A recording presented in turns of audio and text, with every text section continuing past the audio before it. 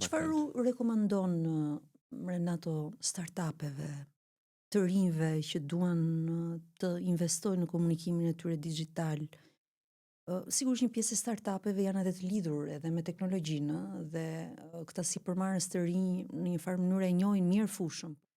Për të rinjt, do thëtë fokusohen mos shikojnë bizneset e mëdha që bëjnë reklama me billboarda apo me satellite apo bëjnë vetëm fushata për brand awareness, pra për njohjen e produktit, po duhet të fokusohen të dinë kush është klienti që ka nevojë.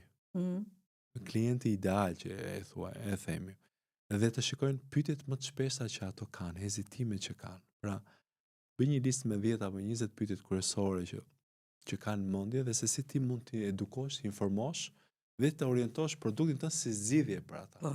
Pra, kjo mund të jetë një mënyrë që ti mund të bësh një plan mujor postimesh vetëm duke i dhënë përgjigje pyetjeve më të shpeshta që ato kanë. Në këtë mënyrë kap dhe vëmendjen e tyre dhe e informon dhe edukon dhe çon te produkti jot, te burimi.